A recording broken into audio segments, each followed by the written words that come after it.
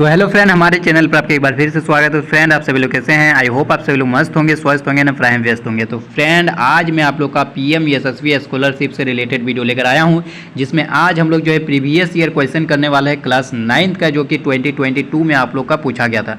देखिए, यदि 2023 में आप लोग पीएम यशस्वी स्कॉलरशिप पाना चाहते हैं, यदि इस एग्जाम को क्रैक करना चाहते हैं, तो आप लोग को ये वीडियो देखना बहुत ज़्यादा जरूरी है। क्योंकि देखिए, कोई भी एग्जाम को यदि आप लोग क्रैक करना, तो सबसे पहले आप लोग को उसका सिलेबस पता होना चाहिए, जो कि आप लोग ऑलरेडी पता है।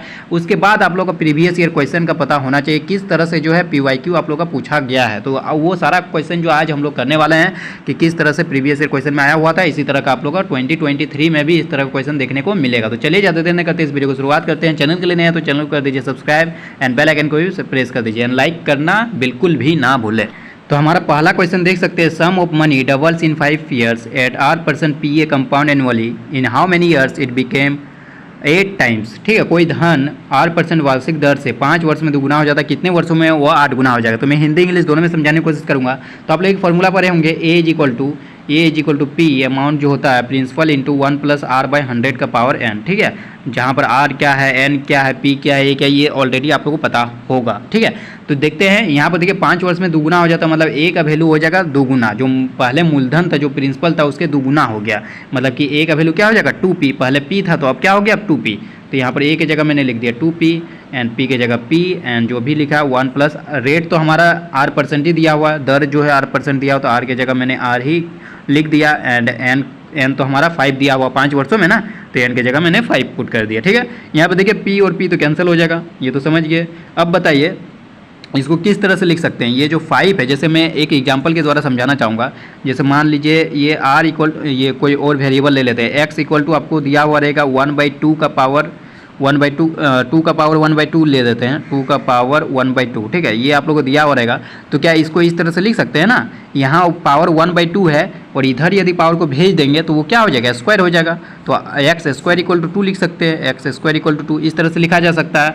इसको समझने का और एक तरीका है कि दोनों तरफ हम लोग क्या करेंगे, स्क्वायर कर देंगे, दोनों तरफ स्क्वायर कर देंगे। इस तरह से भी आप लोग जो है समझ सकते हैं। ठीक इसी प्रकार इसमें भी हम लोग करने वाला है। इसमें क्या करने वाले हैं, देखिए पहले जो हम लोग का आया कैलकुलेट करके वो पहले लिख लेते हैं। ठीक है, ये हम लोग कैलकुलेट करके आया है।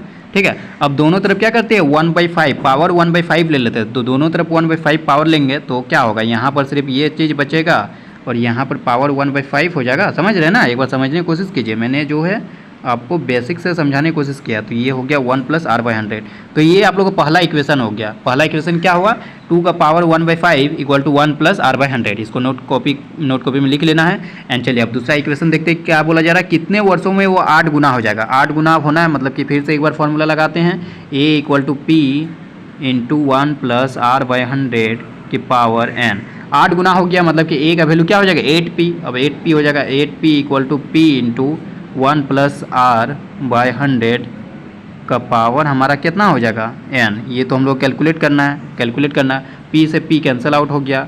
अब देखिए यहाँ पर क्या हो गया, 8 इक्वल टू 1 + r/100 और यहाँ पर देखिए पावर दोनों तरफ 1/n ले लेंगे। यहाँ पर पावर 1/n ले लेंगे, इसका पावर 1/n और 8 का पावर 1/n, तो यहाँ पर हो जाएगा 8 का पावर 1/n। ठीक है, तो ये हमारा दूसरा इक्वेशन हो गया। पहला इक्वेशन में क्या था 1 + r/100 इक्वल टू था 2 का पावर 1/5 और इसमें क्या हो गया 8 का पावर 1/n, मतलब कि दोनों इक्वल होना चाहिए। यदि हमारा RHS इक्वल है तो LHS भी इक्वल होना चाहिए ना। पहला इक्वेशन को देखिए, ये हमारा दूसरा इक्वेशन है। तो यानी हम लोग इस तरह से लिख सकते हैं 2 का पावर 1/5 इक्वल टू 8 का पावर 1/n। और 8 का पावर को क्या लिख सकते हैं, 8 जो है 8 को हम लोग 2 का पावर 3 लिख सकते हैं ना। तो मैं इस तरह से लिखने की कोशिश करता हूँ, 2 का पावर 1/5 इक्वल टू 2 का पावर 3/n। ठीक है, अब देखिए यहाँ बेस क्या है 2 है, मतलब कि ये हम लोग का पावर भी सेम होना चाहिए। यदि बेस सेम है तो पावर भी सेम होना चाहिए। मतलब कि हम लोग लिख सकते हैं 1/5 इक्वल टू हमारा 3/n है ना, 3/n। यहाँ से बताइए n कितना हो गया, n इक्वल टू यहाँ से हमारा 15 निकल के आ गया, वही n हम लोग कैलकुलेट करने वाला था। तो ये क्वेश्चन थोड़ा आप लोग टफर साइड में देख सकते हैं कि टफ साइड में है, लेकिन ऐसा सारा क्वेश्चन नहीं है। आप लोग का इजी क्वेश्चन भी दिखेगा, बहुत सारा इजी क्वेश्चन ही मैक्सिमम दिखेगा, ये थोड़ा टफ मान सकते हैं। ठीक है, तो हमारा 15 ईयर्स आ गया। 15 ईयर्स किस में, ऑप्शन 4 में। तो ऑप्शन 4 हमारा जो है बिल्कुल सही जवाब हो जाएगा। चलिए आगे बढ़ते हैं, क्वेश्चन नंबर 2। ये आप लोग का इजी क्वेश्चन है। देखिए, मैच लिस्ट 1 विथ लिस्ट 2। यहाँ पर देखिए acute angle, right angle, optics angle, reflex angle. ये आप लोग को पता होना चाहिए कि न्यून कोण क्या होता है, समकोण क्या होता है, अधिक कोण क्या होता है और बृहद कोण होता है। तो न्यून कोण का मान क्या होता है, लेस देन 90, 90 डिग्री से हमेशा छोटा होता है। न्यून कोण जो है 90 डिग्री से हमेशा छोटा होता है। तो बताइए 90 डिग्री से छोटा कौन है, 75 डिग्री है ऑप्शन ये 2 वाला में, ठीक है। तो यानी हमारा ए का जो होगा, ए का हमारा ऑप्शन 2 हो जाएगा, 2 हो जाएगा, ठीक है। उसके बाद समकोण, समकोण मतलब कि राइट एंगल, ये होता है 90 डिग्री के इक्वल। तो समकोण हमारा 90 डिग्री के इक्वल हो जाएगा, मतलब बी का आंसर क्या हो जाएगा, 90 डिग्री किस में है, 4 में। तो बी का हमारा हो जाएगा 4। एंड अधिक कोण 90 डिग्री से अधिक होना चाहिए, तो वह हमारा है, और 180 डिग्री से कम होना चाहिए, तो 3 में है, मतलब कि सी का हमारा 3 हो जाएगा। ये तीन से ही हम लोग जान सकते हैं कि कौन सा ऑप्शन आप लोग दिख रहा होगा। ऑप्शन आपका 3 दिख रहा होगा, देखिए ए का 2 है, बी का 4 है, सी का 3 है, एंड डी का जो बचा वो तो हमारा 1 हो जाएगा। आई होप आप लोग समझ में आ गया होगा। इस तरह से आप लोग पता होना चाहिए। देखिए ये क्वेश्चन इजी रह गया। अब क्वेश्चन नंबर 3 भी आप लोग को बहुत इजी है। क्यों इजी है मैं आप लोग को समझा देना चाहता हूँ। सबसे पहले आप लोग सबको पढ़ के आए होंगे ए प्लस बी का whole square. A plus B का होल स्क्वायर क्या होता है बताइए, A square plus B square plus 2ab। ये चीज़ आप लोग पढ़े हैं, ए प्लस बी का होल स्क्वायर पढ़े हैं ना, A square plus B square plus 2ab। तो यहाँ पर भी देखिए यही चीज़ लिखा हुआ ना, ए के जगह हमारा 0.23 लिखा हुआ है, बी के जगह हमारा 0.27 लिखा हुआ है, एंड हमारा 2ab दिख रहा है। तो मतलब इसको किस तरह से लिखेंगे, देखिए A square plus B square plus 2ab है, तो मतलब कि हमारा ये क्या हो जाएगा, ये हमारा हो जाएगा 0.23 प्लस 0.27 का होल स्क्वायर। यही इसी का लिखा है ना, ए प्लस बी का होल स्क्वायर, ठीक है, यही चीज़ हो गया। तो यही चीज़ को इस तरह से हम लोग जो है एक्सपेंड कर दिए। तो यानी कि क्या हो गया बताइए, यहाँ पर क्या हो गया 0.23 और 0.27, इसको ऐड कीजिए तो कितना हो जाएगा, ये हमारा ऐड कीजिए तो ये हमारा हो जाएगा 0.50, यानी 0.5 इसको लिख सकते हैं। इसका स्क्वायर कीजिए तो ये हमारा हो गया 0.25। 0.25 किस में बताइए, ये हमारा ऑप्शन 2 में। तो ऑप्शन 2 हमारा बिल्कुल सही जवाब हो जाएगा। तो इस तरह से आप लोग का ईजी क्वेश्चन भी देखने को मिलता है।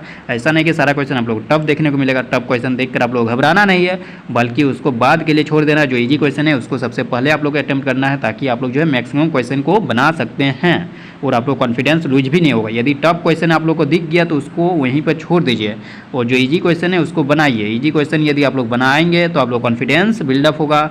यदि टफ क्वेश्चन में फंस के रह जाएंगे तो आप लोग कॉन्फिडेंस लूज हो जाएगा। जो इजी क्वेश्चन है वो भी नहीं बना पाएंगे या फिर वो छूट सकता है।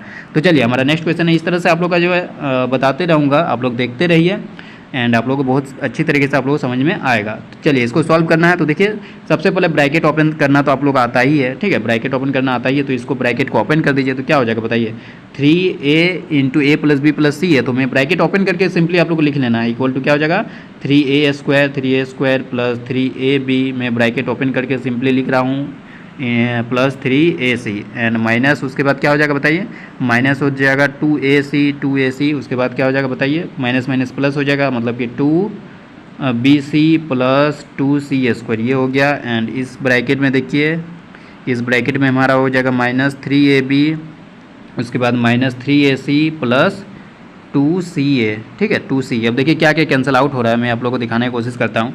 3a स्क्वायर तो कहीं कैंसिल नहीं हो रहा है, 3ab और 3ab कहीं पर है बताइए, हाँ देखिए ये 3ab प्लस में है और ये 3ab माइनस में, ये दोनों कैंसिल आउट हो गया। यहाँ पर 3ac है और यहाँ पर हमारा 3ac है, मतलब ये भी कैंसिल आउट होगा। ये प्लस में है 3ac, यहाँ पर माइनस में 3ac, कैंसिल आउट हो गया। यहाँ पर देखिए माइनस 2ac है और यहाँ पर 2ca है, दोनों तो इक्वल ही होगी ना, ca इक्वल टू a आप लोग लिख सकते हैं। तो माइनस 2ac और प्लस 2ca ये हमारा कैंसिल हो गया।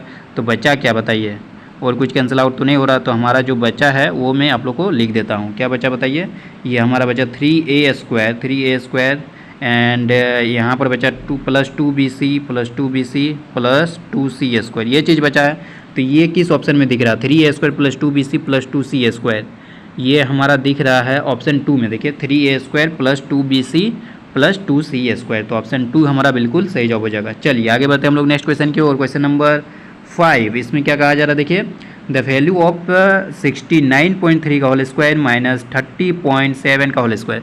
ये बहुत ही ज़्यादा इंपॉर्टेंट है। इसमें आप लोग को ये चीज़ पता होना चाहिए, ए स्क्वायर माइनस बी स्क्वायर का फॉर्मूला। ए स्क्वायर माइनस बी स्क्वायर का फॉर्मूला क्या होता है बताइए, इसका फॉर्मूला होता है ए प्लस बी इंटू ए माइनस बी। ये चीज़ पता होना चाहिए सभी स्टूडेंट को, क्योंकि इस पर बहुत सारा क्वेश्चन आप लोग का पूछा गया है 2022 में, एंड आई होप आप लोग 2023 में भी इससे बहुत सारा क्वेश्चन पूछने का चांसेस बनता है।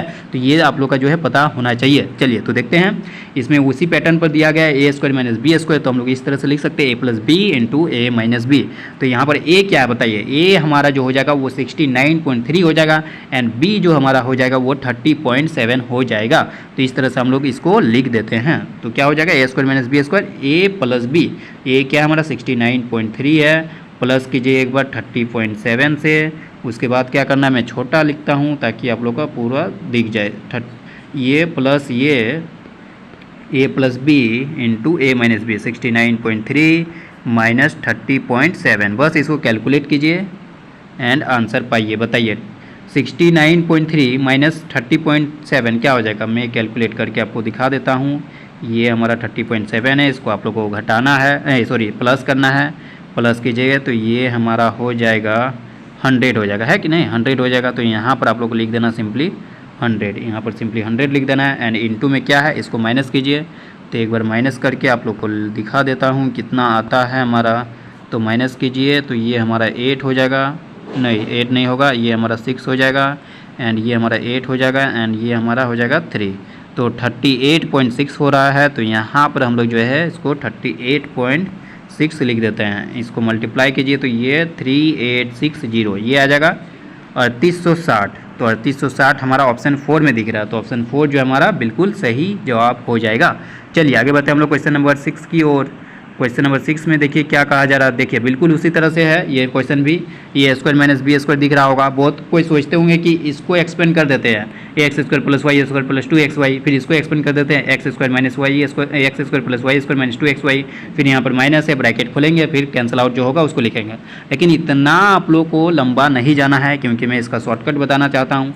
जो एक्स प्लस वाई है ना, एक्स प्लस वाई को आप ए मान लीजिए capital A, and x minus y को आप कैपिटल बी मान लीजिए। तो ये क्या बन गया बताइए, ये बन गया हमारा ए स्क्वायर माइनस बी स्क्वायर, समझ रहे हैं। और देखिए फिर से मैंने ये फार्मूला अभी बताया आप लोग का, ए स्क्वायर माइनस बी स्क्वायर का फार्मूला क्या होता है, ये फार्मूला होता है ए प्लस बी इंटू ए माइनस बी, ये चीज़ होता है।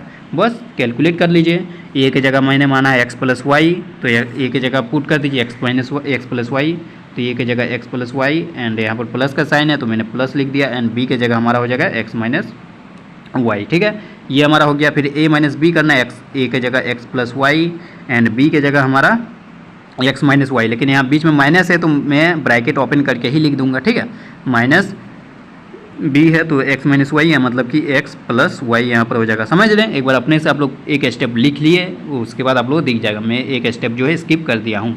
अब देखिए क्या हो जाएगा, यहाँ से क्या कैंसिल आउट हो रहा है, यहाँ से हमारा y और y तो कैंसिल हो जाएगा, एंड यहाँ पर क्या बचेगा बताइए, यहाँ पर हमारा x और x मतलब 2x बचेगा, मल्टीप्लाई बाय यहाँ पर क्या कैंसिल आउट हो रहा है वो भी मैं आप लोगों को दिखा देता हूँ। यहाँ पर x और x तो गया, यहाँ पर बचा हमारा 2y, तो फाइनली क्या हो जाएगा 2x into 2y equal to 4xy, and 4xy किस में है बताइए, वो ऑप्शन 3 में दिख रहा होगा। तो ऑप्शन 3 जो है बिल्कुल सही जवाब हो जाएगा इस क्वेश्चन का। चलिए आगे बढ़ते हैं हम लोग क्वेश्चन नंबर 7 भी देखिए उसी पर आधारित क्वेश्चन है। मैंने क्या बताया आप लोगों को कि ए स्क्वायर माइनस बी स्क्वायर का जो फॉर्मूला है उसको आप लोग रट के रखना है, क्योंकि उससे रिलेटेड बहुत सारा क्वेश्चन आप लोगों को जो पूछा गया है। तो 7 में भी ठीक उसी प्रकार है। देखिए जैसे मैं बोलूँगा a इंटू ए को क्या लिखेंगे, ए स्क्वायर लिखेंगे, ठीक उसी तरह 3.5 इंटू 3.5 को क्या लिखेंगे, 3.5 का स्क्वायर लिखेंगे। तो मैं यहाँ स्क्वायर लिख देता हूँ 3.5 का स्क्वायर, एंड माइनस है 1.5 इंटू 1.5, ठीक उसी तरह 1.5 का स्क्वायर, एंड डिवाइडेड बाई हमारा 10 है। ठीक है, इतना लिख दिए। उसके बाद देखिए A square minus B square बन गया, मतलब ए प्लस बी इंटू ए माइनस बी। तो बस उसी तरह आप लोग लिख लीजिए ए प्लस बी इंटू कीजिए ए माइनस बी डिवाइडेड बाई कितना है, डिवाइडेड बाई हमारा 10 है। बताइए 3.5 प्लस 1.5 क्या हो जाएगा, ये हमारा 5 हो जाएगा, इंटू 3.5 माइनस 1.5 क्या हो जाएगा, ये हमारा 2 हो जाएगा, डिवाइडेड बाई हमारा 10 है। तो ये क्या हो गया 10 डिवाइडेड बाई 10, मतलब कि ये 1 होगा। तो 1 किस में है, ऑप्शन 3 में है। तो ऑप्शन 3 हमारा जो है बिल्कुल सही जवाब हो जाएगा। चलिए आगे बढ़ते फटाफट के अंदाज में क्वेश्चन नंबर 8 की ओर, जिसमें क्या कहा जा रहा है, standard form of the number 0.00 कितना जीरो है बताइए, 1 2 3 4 5 जीरो है। ठीक है, 5 ही जीरो, 6 जीरो है, 6 जीरो 0.00000005। ठीक है, तो इसका हम लोग का विशेष रूप लिखना है। मतलब कि आप लोग समझ रहे होंगे, मैं छोटा सा एग्जाम्पल देके समझाने की कोशिश करता हूँ। यदि आप लोग को 0.5 रहता है तो इसको क्या लिखते हैं बताइए, 5/10 लिखते हैं। मतलब कि पॉइंट के बाद देखते हैं कितना डिजिट है, पॉइंट के बाद हमारा एक डिजिट है तो डिवाइडेड बाय में हमारा 1 जीरो आया, 10 मतलब क्या 1 जीरो 10 में। तो उसी तरह यदि हमारा पॉइंट के बाद 2 डिजिट रहेगा, इस तरह से रहेगा, यदि 0.05 तो इसको हम लोग लिखेंगे 5 डिवाइडेड बाई 100। पॉइंट के बाद 2 डिजिट है इसलिए मैंने यहाँ पर 2 जीरो लगाया।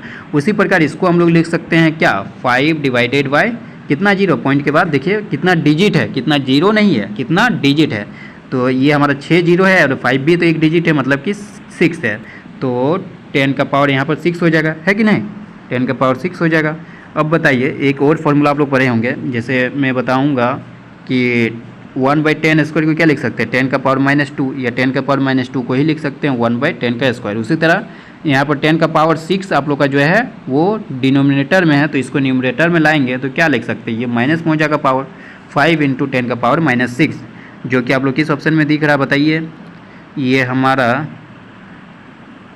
5 × 10 का पावर -6 किस में दिख रहा है, सॉरी यहाँ पर मैंने एक मिस्टेक क्या है, क्योंकि यहाँ पर 6 जीरो था और 5 को भी लेना था, यानी टोटल 7 हो जाएगा ना, टोटल यहाँ 7 हो जाएगा। इसको लिख सकते हैं 5/10 का पावर 7, इसको इस तरह से 5 × 10 का पावर -7, मैंने सोचा 5 जीरो है, ठीक है, इसलिए थोड़ा मिस्टेक हुआ। तो ये हमारा हो जाएगा 5 × 10 का पावर -7, जो कि हमारा ऑप्शन 2 में दिख रहा है, तो ऑप्शन 2 बिल्कुल सही जवाब हो जाएगा। चलिए आगे बढ़ते हैं क्वेश्चन नंबर 9 की ओर। इसमें वैल्यू अब x पूछा जा रहा है, कुछ इस तरह से इक्वेशन दिया गया है, तो इसको आराम से सॉल्व कर दीजिए। देखिए मैंने अभी बताया 1/10 का पावर 2 रहेगा, तो इसको लिख सकते हैं 10 का पावर -2, और वही यदि 1/10 का पावर -2 रहता है तो इसको क्या लिख सकते थे, 10 का स्क्वायर लिख सकते थे, है कि नहीं। यदि यहाँ डिनोमिनेटर में पावर माइनस है तो न्यूमरेटर में लाएंगे तो पावर प्लस हो जाएगा, यदि न्यूमरेटर में पावर प्लस है तो डिनोमिनेटर में लाएंगे तो पावर हमारा नेगेटिव हो जाएगा, ठीक है। तो यहाँ पर देखिए इसको क्या लिख सकते हैं, 1/5 का पावर -2 को लिख सकते हैं 5 का स्क्वायर लिख सकते हैं, इक्वल टू 1/4 का पावर -2 को 4 का स्क्वायर लिख सकते हैं, इक्वल टू 1/x का, इक्वल टू नहीं यहाँ प्लस है 1/x का पावर -2 को x स्क्वायर लिख सकते हैं। बस इसको सॉल्व कर दीजिए, x स्क्वायर इक्वल टू क्या हो जाएगा, x स्क्वायर, इसको इस साइड ले आए तो माइनस हो जाएगा, ठीक है ना। 5 का स्क्वायर -4 का स्क्वायर, तो 5 का स्क्वायर हमारा 25 होता है, 4 का स्क्वायर हमारा 16 होता है। इसको कैलकुलेट कीजिए, 9 हो गया, यानी x स्क्वायर हमारा 9 है तो x इक्वल टू हमारा 3 हो जाएगा।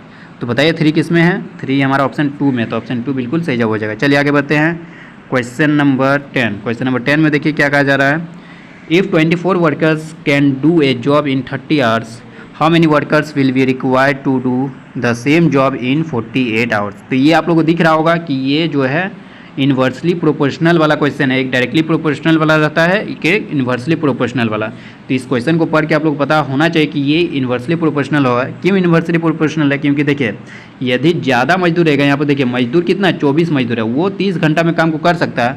अब 48 घंटा में पूरा करना है काम को, तो मजदूर देखिए यदि मजदूर भी बढ़ेगा तब वो हो जाएगा डायरेक्टली प्रोपोर्शनल। यदि ये जो समय बढ़ेगा और मजदूर भी बढ़ेगा तो वो हमारा हो जाएगा डायरेक्टली, लेकिन यदि समय बढ़ने पर मजदूर घट रहा है तो वो हमारा हो जाएगा इन्वर्सली, या फिर आप लोग बोल सकते हैं इन्वर्स प्रोपोर्शन, ठीक है। तो यहाँ पर 48 घंटा समय बढ़ा दिया गया है, समय बढ़ा दिया गया है मतलब क्या, मजदूर कम होना चाहिए, मजदूर कम होगा तभी तो समय बढ़ेगा ना। यदि मजदूर ज़्यादा हो जाएगा तो फटाफट से काम हो जाएगा, मजदूर कम रहेगा तो फटाफट से काम नहीं हो पाएगा, धीरे धीरे काम होगा, धीरे धीरे काम होगा तो समय ज़्यादा लगेगा। तो इसलिए बोला जा रहा है 30 घंटा में 24 मजदूर जो है किसी काम को कर सकता है, तो 48 घंटा में पूरा करने के लिए कितने मजदूर की आवश्यकता होगी। तो जाहिर सी बात है 24 मजदूर से कम की आवश्यकता होगी, मतलब कि ये हमारा जो है इन्वर्स प्रोपोर्शन वाला फार्मूला लगेगा। इन्वर्स प्रोपोर्शन में क्या होता है कि मान लीजिए हमारा 48 घंटे में पूरा करने के लिए मजदूरों की आवश्यकता x होगा, ठीक है, x होगा, x मजदूरों की आवश्यकता होगी। तो हम लोग इस तरह से इसको लिख सकते हैं 24 × 30 इक्वल टू लिख सकते हैं 48 × x, इस तरह से लिख सकते हैं। अब बताए बस x का वैल्यू फाइंड कीजिए। x का वैल्यू फाइंड करने के लिए क्या कीजिएगा, 48 को इस साइड भेज दीजिए, तो 24 × 30 डिवाइडेड बाई 48 हो जाएगा, बस कैंसिल आउट कीजिए। ये हमारा 12 से काट दीजिए, 12 से काट दीजिए, ये 12 दूनी 24 हो जाएगा, 12 चौक 48 हो जाएगा, ठीक है। और यहाँ से 2 से भी एक बार कैंसिल, या फिर एक ही बार में ये 24 दूनी 48 होता है ना, तो 2 टाइम्स ये कैंसिल हो जाएगा, एंड यहाँ से ये 15 टाइम्स कैंसिल हो जाएगा, मतलब x इक्वल टू हमारा 15 आ रहा। तो x इक्वल टू 15 वर्कर्स, देखिए 15 वर्कर्स हमारा 2 में है, तो कम हो गया ना वर्कर्स, जो मजदूर है वो कम हो गया ना, पहले कितना था 24, अब 15 हो गया, क्योंकि समय ज़्यादा लग रहा है इसलिए मजदूर कम हो जाएगा, इसलिए ये इन्वर्स प्रोपोर्शन था। तो 15 वर्कर्स हमारा यानी 15 मजदूर करेक्ट आंसर हो जाएगा। चलिए आगे बढ़ते हैं हम लोग क्वेश्चन नंबर 11 में देखिए कोऑर्डिनेट ऑफ दी ओरिजिन मतलब क्या होता है, जैसे आप लोग x एक्सिस और y एक्सिस देखे होंगे, ये x एक्सिस हो गया, ये y एक्सिस हो गया, ये माइनस x एक्सिस, ये माइनस x एक्सिस या x डैश लिखते हैं एंड इसको y डैश लिखते हैं, ठीक है। इधर पूरा पॉजिटिव रहता है एक्स का, इधर पूरा वाई का पॉजिटिव रहता है, इधर एक्स का नेगेटिव रहता है, इधर वाई का नेगेटिव रहता है। तो ओरिजिन ये वाला होता है, ये वाला ओरिजिन होता है जिसका कोऑर्डिनेट हमारा, जिसका निर्देशांक हमारा 0,0 होता है। तो उसी का निर्देशांक यानी कोऑर्डिनेट पूछा जा रहा मूल बिंदु का, तो मूल बिंदु कोऑर्डिनेट हमारा 0,0 होता है। तो ऑप्शन 3 जो है बिल्कुल सही जवाब हो जाएगा। आगे बढ़ते क्वेश्चन नंबर 12। इसमें क्या कहा जा रहा है, देखिए which of the following numbers is divisible by 18। निम्नलिखित में से कौन सी संख्या जो है 18 से विभाज्य है। तो 18 से विभाज्य होने का जांच करने के लिए क्या कर सकते हैं, जैसे मैं यदि आप लोग कहूँगा कि बताइए कौन सा संख्या जो 2 से विभाज्य है, तो 2 से विभाज्य होने के लिए लास्ट डिजिट को देखेंगे, वो यदि हमारा सम संख्या है तो वो हमारा 2 से डिवाइड हो जाएगा। इवन नंबर है तो 2 से डिवाइड होगा। यदि ऑड नंबर है यानी विषम संख्या है तो 2 से डिवाइड नहीं होगा। तो इस तरह से हम लोग जो जांच कर सकते हैं। यदि 3 से जांच करने बोलेगा तो हम लोग देख लेते हैं सारा डिजिट का जो है सम यदि 3 से डिवाइड हो जाएगा तो वो हमारा पूरी संख्या 3 से डिवाइड होगा, अदरवाइज वो 3 से डिवाइड नहीं होगा। तो इसी तरह 18 से जो विभाज्य होने वाला, डिविजिबल होने वाला नंबर को चेक करने के लिए भी हम लोग एक ट्रिक लगाते हैं कि 18 से वो संख्या विभाज्य होगा जो 2 से भी विभाज्य होना चाहिए एंड 9 से भी विभाज्य होना चाहिए, मतलब 2 से भी डिविजिबल होना चाहिए वो संख्या एंड 9 से भी। तो बताइए ये चारों संख्या आप लोग जो दिख रहा है, चारों नंबर्स, वो 2 से तो डिवाइड है क्योंकि लास्ट डिजिट देखिए वो हमारा सम संख्या है, मतलब कि ये हमारा जो है इवन नंबर है। तो 2 से तो डिवाइड है, मतलब कि अब देखना हम लोग को 9 से भी ये डिवाइड होना चाहिए। जो 9 से डिवाइड हो जाएगा वही हमारा 18 से डिवाइड है, मतलब 2 × 9 से डिवाइड होने पर ही वो संख्या 18 से डिवाइड होगा।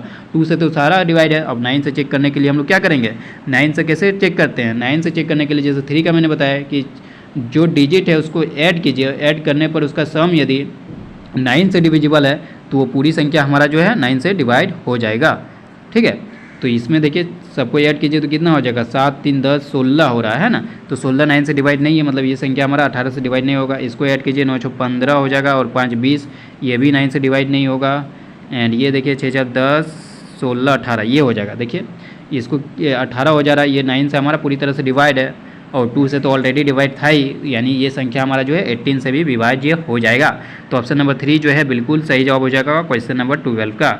चलिए आगे बढ़ते हैं हम लोग फटाफट के अंदाज में। क्वेश्चन नंबर 13, इसमें क्या कहा जाता है, देखिए which of the following is true for polyhedron. निम्नलिखित में से कौन सा बहुफलक के लिए सत्य है। इसके लिए आप लोग एक यूलर्स फार्मूला पढ़े होंगे, मैं आप लोग याद दिलाना चाहूँगा यदि यूलर्स फार्मूला नहीं पढ़े होंगे तो। यूलर्स फार्मूला क्या होता है, f plus v minus E equal to 2, ये होता है यूलर्स फार्मूला। ये सेटिस्फाई जिस ऑप्शन में होगा वही ऑप्शन इस सवाल का जो है करेक्ट आंसर हो जाएगा।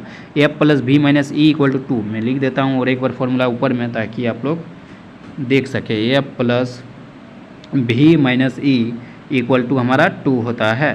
तो पहला ऑप्शन चेक कीजिए क्या ये सही बैठ रहा है, 2 आ रहा है। यदि 2 जिसमें आ जाएगा वही हमारा सही आंसर हो जाएगा। देखिए f क्या है 7 है तो 7 और v हमारा 4 है, e हमारा 11 है। क्या ये 2 आ रहा है बताइए, साथ चल गया। ये तो 0 आ रहा है तो मतलब ये ऑप्शन नहीं होगा, तो ये ऑप्शन नहीं होगा तो इसको हम लोग हटा देते हैं। दूसरा ऑप्शन चेक कीजिए, f के वैल्यू 8 है, 6 है, v का वैल्यू एंड ये 12 है। ये 2 आ रहा बताइए, ये 2 आ रहा जी, बिल्कुल ये 2 आ रहा, मतलब यही ऑप्शन सही जवाब हो जाएगा। बाकी 2 और भी है वो भी चेक कर सकते हैं, उसमें भी 2 नहीं आएगा। तो हमारा ऑप्शन 2 जो है बिल्कुल सही जवाब हो जाएगा। क्वेश्चन नंबर कितना है बताइए, ये हमारा क्वेश्चन नंबर 13 है। 13 का ऑप्शन 2 बिल्कुल सही जवाब हो जाएगा।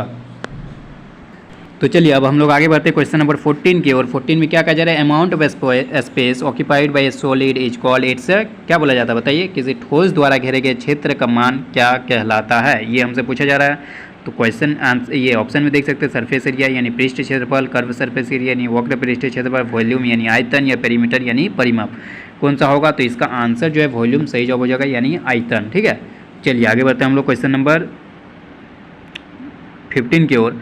Length of the largest pole that can be placed in a room of dimension 3 4 3, मतलब कि कहा जा रहा है देखिए ये जो बीमा वाले किसी कमरे में रखे जा सकने वाला सबसे बड़ी डंडे की लंबाई क्या होगा। तो मैं इसको विजुअलाइज कराना चाहूँगा।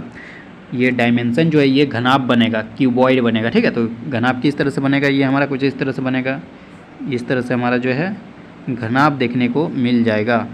ठीक है, इस तरह से घनाभ मिल जाएगा देखने को। तो इसमें सबसे लंबा मतलब कि क्या रखना है, सबसे लंबा डंडा को कैसे रखेंगे बताइए। जब इसमें हम लोग इसका विकर्ण में रख देंगे, यहाँ से इस तरह से रख देंगे, आप लोग रूम में भी विजुअलाइज कर सकते हैं। सबसे लंबा डंडा इसी तरह से हम लोग रख सकते हैं। तो ये जो विकर्ण हो गया घनाभ का, और घनाभ का विकर्ण क्या होता है पता है, घनाभ का विकर्ण जो होता है वो होता है √L² + B² + H², ये चीज़ होता है। और यहाँ पर जो बीमा दिया हुआ ना, मतलब पहले वाला जो लिखा है ये हमारा एल का वैल्यू है, दूसरा वाला जो है हमारा बी का वैल्यू, इतना तो पता होगा, तीसरा वाला हमारा एच का वैल्यू है। तो बताइए कितना हो जाएगा एल स्क्वायर क्या हो जाएगा 3 का स्क्वायर हमारा 9 हो जाएगा। बताइए बी स्क्वायर यानी 4 का स्क्वायर यानी ये हमारा 16 हो जाएगा। फिर एच स्क्वायर ये भी हमारा 9 हो जाएगा। बताइए कितना हो गया, ये हमारा √34 हो गया, है ना, √34 मीटर, यानी ऑप्शन 4 हमारा बिल्कुल सही जवाब हो जाएगा। चलिए आगे बढ़ते हैं हम लोग फटाफट के अंदाज में क्वेश्चन नंबर 16 की ओर। क्वेश्चन नंबर 16 में देखिए क्या कहा जा रहा है। क्वेश्चन नंबर 16 में कहा जा रहा है the total surface area of a cylinder whose radius is 5 centimetre and height is 17 centimetre. 5 centimetre त्रिज्या तथा 17 सेंटीमीटर ऊंचाई वाले बेलन का पृष्ठ क्षेत्रफल, मतलब कि संपूर्ण पृष्ठ क्षेत्रफल पूछा जा रहा है, टोटल सरफेस एरिया। तो इसका एक फार्मूला होता है, फार्मूला बताने से पहले क्या क्या दिया वो लिख लेते हैं। आर इक्वल टू हमारा दिया वो 5 सेंटीमीटर एंड हमारा जो हाइट है एच इक्वल टू हमारा 17 सेंटीमीटर दिया हुआ। अब फार्मूला में बता देता हूँ, जो फार्मूला हम लोग यूज करते हैं बेलन का वक्र पृष्ठ संपूर्ण पृष्ठ क्षेत्रफल, वो क्या होता है बताइए, वो होता है 2 pi r into r plus h, ये आप लोग पढ़े होंगे। अब बस कैलकुलेट कीजिए, पाई की जगह पाई रख लीजिए एंड आर की जगह हमारा 5 दिया हुआ है एंड आर की जगह 5, एच की जगह 17। इसको कैलकुलेट कीजिए कितना हो जाएगा, ये 10 पाई हो गया इंटू ये हमारा 22 हो गया। मतलब इसको यदि इंटू कीजिएगा तो ये हमारा 220 पाई हो गया।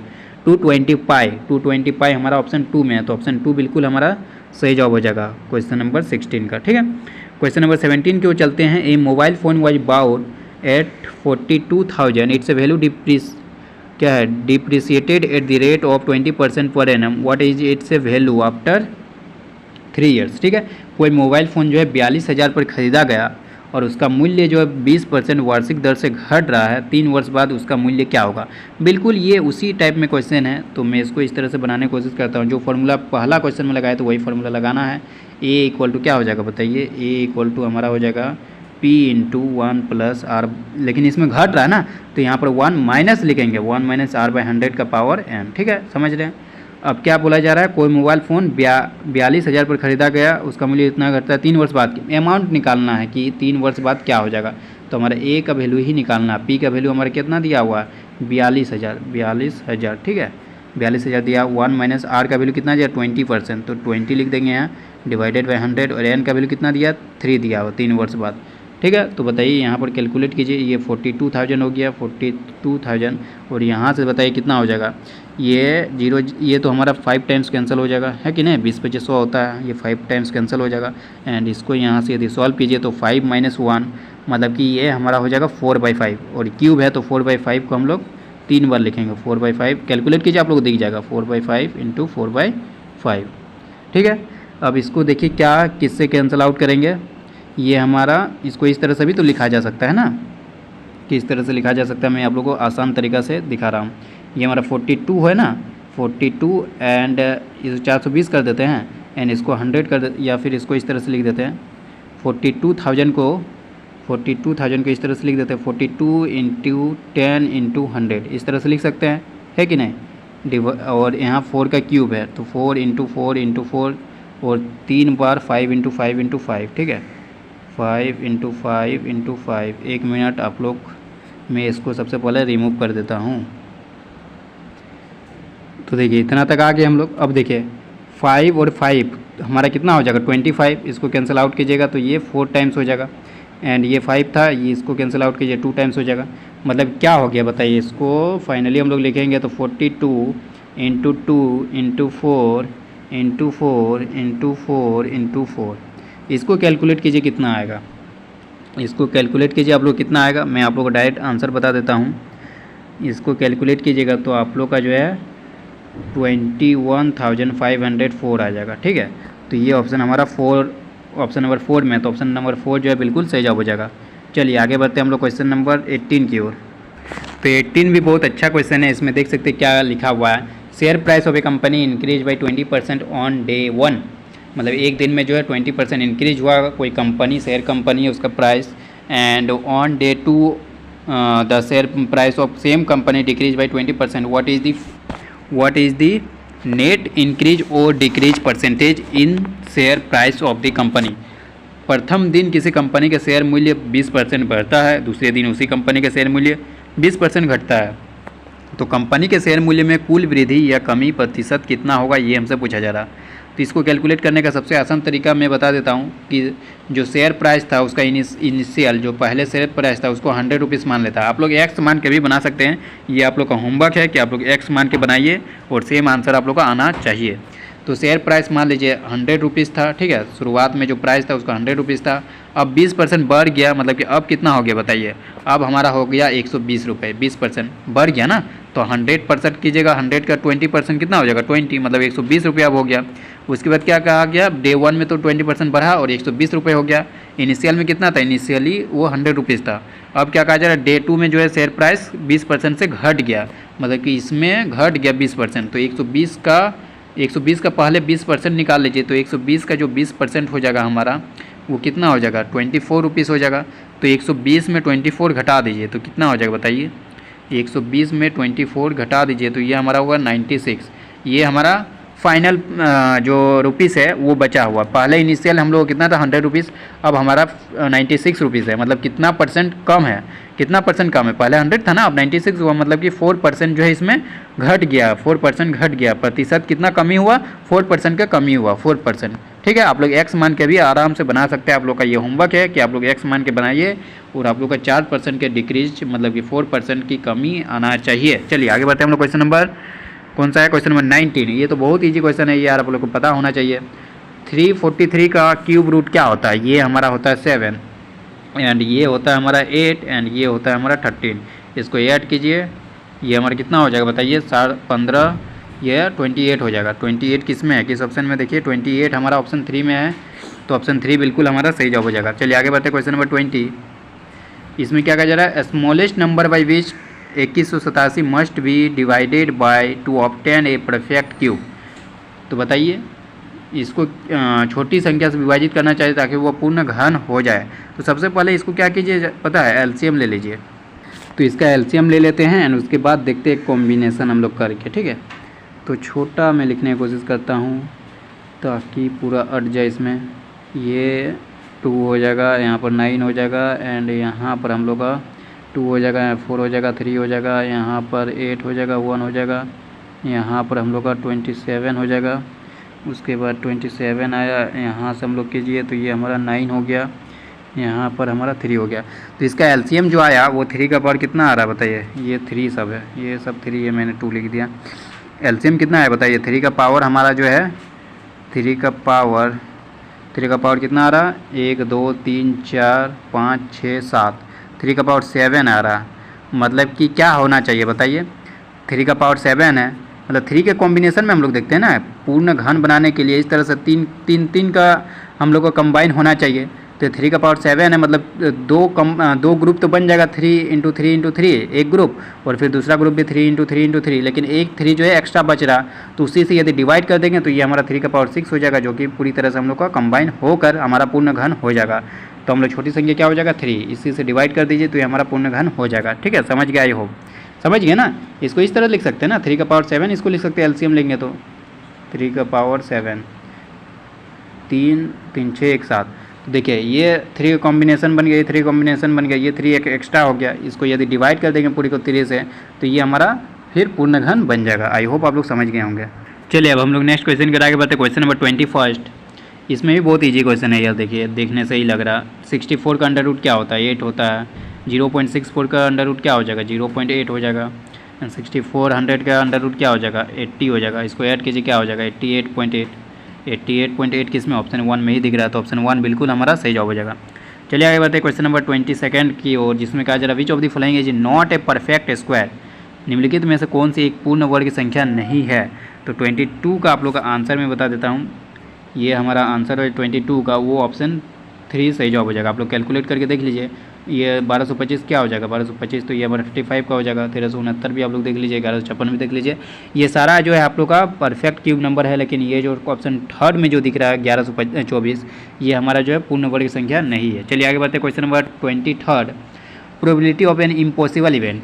देखिए इम्पॉसिबल इवेंट बोला जाए यानी असंभव घटना, इसका प्रोबेबिलिटी यानी प्रायिकता जो है 0 होता है, और संभव घटना यानी पॉसिबल इवेंट का पूछता तो वो हमारा 1 होता है। निश्चित घटना जिसको बोला जाता है, निश्चित घटना की प्रायिकता हमारा 1 होता है और संभव घटना की प्रायिकता हमारा 0 होता है। ये आप लोग पता होना चाहिए। तो इसमें असंभव घटना की प्रायिकता पूछा जा रहा है, मतलब इम्पॉसिबल इवेंट, तो इसका हमारा 0 हो जाएगा। ऑप्शन 1 करेक्ट आंसर हो जाएगा।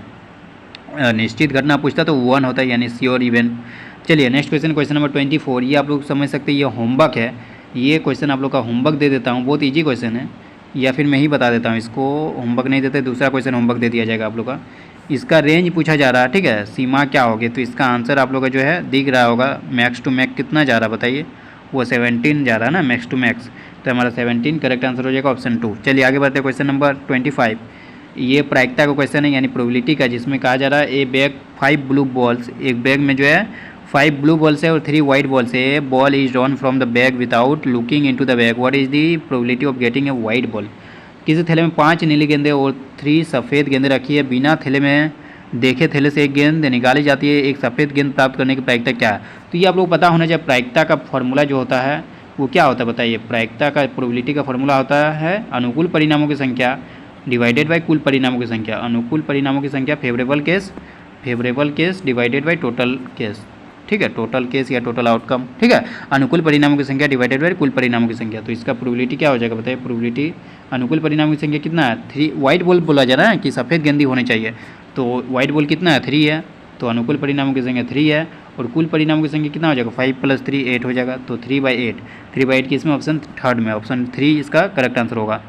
चलिए आगे बढ़ते हैं, question number 26। Between 2 given rational number we can find, दिए गए 2 परिमेय संख्या के बीच हम प्राप्त कर सकते हैं 1 रेशनल नंबर, ये केवल एक परिमेय संख्या, only in finite rational number, केवल सीमित परिमेय संख्या, या फिर ओनली 5 रेशनल नंबर, केवल 5 परिमेय संख्या, या इनफाइनाइटली मैनी रेशनल नंबर।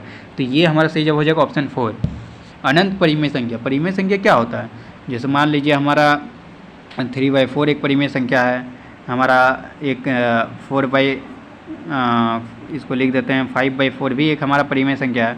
तो इन दोनों परिमेय संख्या के बीच कितना परिमेय संख्या हो पाएगा, अनंत रूप से हो जाएगा, बहुत सारा परिमेय संख्या हो जाएगा ना। तो इन्फिनाइटली मैनी रेशनल नंबर हो जाएगा, ठीक है, समझ रहे हैं ना किस तरह से हो जाएगा। इसके बीच आप लोग परिमेय संख्या निकालने जानते हैं ना, तो बहुत सारा परिमेय संख्या इसके बीच हो जाएगा, मतलब कि अनंत रूप से हो जाएगा परिमेय संख्या। तो हमारा ऑप्शन 4 बिल्कुल सही जवाब हो जाएगा। चलिए आगे बढ़ते क्वेश्चन नंबर 27। ये तो आराम से आप लोग कैलकुलेट करना है, कैलकुलेट कर लीजिए, मल्टीप्लाई कीजिए। 2 × -3 हो जाएगा -6/21, या फिर कैंसिल आउट कीजिए। पहले मैं थोड़ा जूम करके दिखाता हूँ, पहले कैंसिल आउट कीजिए ना, ये 3 तो कैंसिल हो जाएगा। तो यहाँ पर क्या हो, माइनस लेकिन रहेगा, माइनस साइन रहेगा, तो -2/7 हो जाएगा। एंड उसके बाद देखिए ये माइनस, इसको भी कैंसिल आउट लिख के ये 3 से कैंसिल कीजिए 2 टाइम्स, ये 3 से कैंसिल कीजिएगा 7 टाइम्स, ये हो जाएगा -2/7, ठीक है। एंड इसको कैंसिल आउट कीजिए 3 से, ये 12/7 + 12/7, तो कितना हो जाएगा बताइए। ये हमारा हो जाएगा 12/7 को पहले लिख देते हैं, 12/7 को पहले लिख देते हैं। एंड माइनस क्या हो जाएगा देखिए, -2/7 ये -4/7 हो जाएगा। तो 12/7 - 4/7 क्या हो जाएगा, 8/7। 8/7 किस में है बताइए, 8/7 कहीं नहीं है, ना 8/7। तो 8/7 को हम लोग कुछ इस तरह से भी लिख सकते हैं, 1/1/7, है कि नहीं। तो ऑप्शन 2 जो है बिल्कुल सही जवाब हो जाएगा। तो चलिए अब हम लोग आगे बढ़ते क्वेश्चन नंबर 28 की तरफ। 28 में क्या देखिए, perimeter of equilateral triangle is 69 centimetre, the length of its side is. समबाहु त्रिभुज का परिमाप जो दिया हुआ है 69 सेंटीमीटर, तो उसकी भुजा की लंबाई क्या होगा। समबाहु त्रिभुज क्या होता है, जिसके तीनों भुजा जो है बराबर लंबाई के होते हैं, बराबर लेंथ के होते हैं। मान लीजिए इसका ये एक समबाहु त्रिभुज है, मान लीजिए ABC आप लोग का एक समबाहु त्रिभुज है, कुछ इस तरह से ABC, एंड लेंथ का लंबाई जो मैं ले लेता हूँ AA करके, क्योंकि तीनों भुजा जो है बराबर होगा। परिमाप क्या होता है, तीनों भुजा का योग, तीनों भुजा का योग कीजिए, A + A, तो 3A हो जाएगा। 3A का वैल्यू दिया है 69 सेंटीमीटर, तो A का वैल्यू पूछा जा रहा है, तो A का वैल्यू नहीं निकाल सकते, 3 से डिवाइड कर दीजिए, 69 / 3, तो कितना हो जाएगा, ये 2 एंड ये 3, 23 हो जाएगा, ठीक है, 23 हो जाएगा। और तीनों 23 होना चाहिए, तीनों भुजा जो है 23 होना चाहिए, 23, तो किस में, ऑप्शन 2 में। तो ऑप्शन 2 बिल्कुल हमारा सही जवाब हो जाएगा। चलिए आगे बढ़ते हैं हम लोग क्वेश्चन नंबर 29 में देखिए एक्स का वैल्यू पूछा जा रहा है, तो एक्स का वैल्यू आराम से आप लोग निकाल सकते हैं, इसको मल्टीप्लाई करके क्रॉस मल्टीप्लाई कीजिए, तो क्रॉस मल्टीप्लाई करके आप लोग आराम से निकाल सकते हैं। 5 को इससे मल्टीप्लाई कीजिए और 2x - 1 को 3 से। तो मैं एक बार आप लोगों को दिखा देता हूँ किस तरह से क्रॉस मल्टीप्लाई करना है, ठीक है। तो इसको यहाँ पर रखते हैं एंड इसको लिखते हैं 5 into 2x plus 1 equal to 3 into 2x minus 1। ठीक है, इतना कर लीजिए। यहाँ से सॉल्व कीजिए, 10x हो जाएगा, 10x प्लस 5 इक्वल टू हमारा हो जाएगा 6x माइनस 3। अब देखिए 10x इसको इस साइड ले है, 10x minus 6x equal to क्या लिख सकते हैं, -3 माइनस 5 क्या हो गया बताइए। 10x माइनस 6x हमारा 4x हो गया एंड ये हमारा हो गया -8। तो यहाँ से x इक्वल टू क्या हो जाएगा, -8/4। -8/4 कीजिएगा तो -2 किस में है बताइए, -2 हमारा ऑप्शन 3 में है। तो ऑप्शन 3 बिल्कुल सही हो जाएगा। चलिए आज का लास्ट क्वेश्चन है हमारा क्वेश्चन नंबर 30 में क्या कहा जाए, देखिए the present ages of Vivek and Rajni are in the ratio 6:7। मतलब बोला जा रहा है विवेक और रजनी का वर्तमान आयु का अनुपात जो है 6:7 का अनुपात है। 5 वर्ष पहले उनकी आयु का अनुपात 5:6 था, तो रजनी की वर्तमान आयु क्या हो गया। तो मान लेते हैं हम लोग विवेक का वर्तमान आयु x और रजनी की वर्तमान आयु y मान लेते हैं। ठीक है, तो हम लोग को क्या कैलकुलेट करना है, रजनी की वर्तमान आयु मतलब कि y कैलकुलेट करना है। तो x/y वर्तमान आयु माने x/y हमारा 6/7 दिया हुआ है। ये किसका वर्तमान आयु है, रजनी का, मतलब y हम लोग कैलकुलेट करना है। और 5 वर्ष पहले उनकी आयु का अनुपात, 5 वर्ष पहले कितना होगा बताइए। यदि अभी जो है किसी का विवेक का वर्तमान आयु x है तो 5 वर्ष पहले क्या हो जाएगा, इसका आयु हमारा x-5 हो जाएगा। उसी तरह रजनी का भी वर्तमान आयु y है तो 5 वर्ष पहले क्या हो जाएगा, y-5 हो जाएगा, y-5 हो जाएगा। इसका रेशियो दिया हुआ 5:6, इसका रेशियो 5:6 दिया हुआ है। यहाँ से कैलकुलेट कीजिए, 2 इक्वेशन 2 वेरिएबल आप लोगों को दिख जाएगा। ठीक है, तो कैलकुलेट कीजिए, यहाँ से आप लोग लिख दीजिए 7x इक्वल टू हमारा हो जाएगा 6y, या फिर इसको इस तरह से भी लिख सकते हैं 7x minus 6y equal to 0। एक इक्वेशन ये बन गया, यहाँ से एक इक्वेशन बनेगा 6x माइनस 30 इक्वल टू हमारा हो जाएगा 5y माइनस 25। ठीक है, यहाँ से हमारा हो जाएगा 6x माइनस 5y हमारा हो जाएगा 5। ये दूसरा इक्वेशन हो जाएगा। ठीक है, ये 2 इक्वेशन को आप लोग सॉल्व कीजिए अच्छी तरीके से एंड आप लोग का आंसर आता हुआ दिखेगा। y का वैल्यू जो आप लोग को निकालना है वो आता हुआ दिखेगा ऑप्शन 3 यानी 35 ईयर्स। तो 35 ईयर्स आप लोग का बिल्कुल सही जवाब हो जाएगा। आप लोग सॉल्व कर लीजिए, 2 इक्वेशन बना के मैंने दे दिया। तो यहाँ तक था। अब आगे हम लोग साइंस का भी करने वाले बहुत जल्द। तो आप लोग कमेंट कीजिएगा किस तरह से आपको ये वीडियो लगा और जल्दी कमेंट कीजिए। आप लोग टाइम भी कम बचा हुआ, 29 सितंबर को एग्ज़ाम भी है, तो जल्दी से जल्दी करवाऊंगा और अच्छे तरीके से आप लोग का सपोर्ट रहा तब। आप लोग ज़्यादा से ज़्यादा इसको शेयर कीजिए, लाइक कीजिए और नए हैं तो सब्सक्राइब जरूर कीजिए। चलिए आज के लिए इतना है, तब तक के लिए take care and bye bye.